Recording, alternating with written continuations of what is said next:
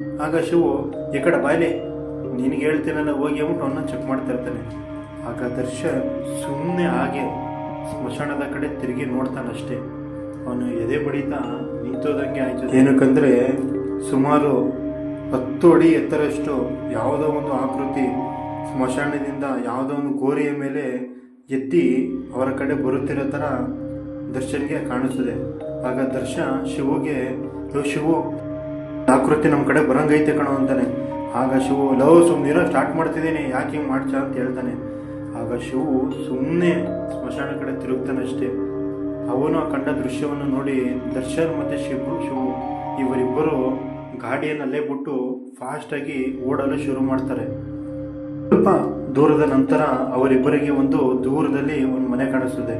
ಆ ಮನೆಗೆ ಹೋಗಿ ಅವರು ಆ ಮನೆಯವ್ರನ್ನ ಸಹಾಯ ಕೇಳ್ತಾನೆ. ಆಗ ಮನೇಲಿದ್ದವರು ಹೊರಗಡೆ ಬಂದು, ಯಾಕ್ರಪ್ಪ ಯಾರು ನೀವು, ಏನಕ್ಕೆ ಇಷ್ಟೊತ್ತಾಯಿತು, ಯಾಕೆ ಇಷ್ಟೊತ್ತಲ್ಲಿ ಬಂದಿದ್ದೀರ ಮನೆಗೆ, ಯಾರು ನೀವು ಅಂತ ಕೇಳ್ತಾರೆ. ಆಗ ಅವರು ನಡೆದ ಘಟನೆನ ಆ ಮನೆಯವ್ರಿಗೆ ಹೇಳ್ತಾರೆ.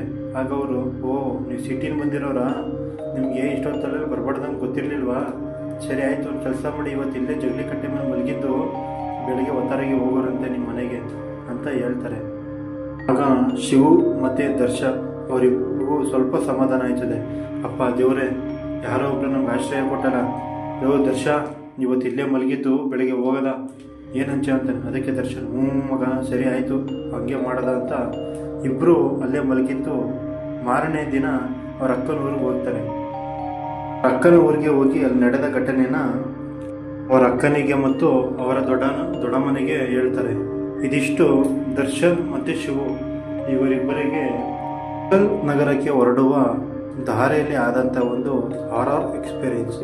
ವಿಡಿಯೋ ನೋಡಿದ್ದಕ್ಕೆ ಧನ್ಯವಾದಗಳು.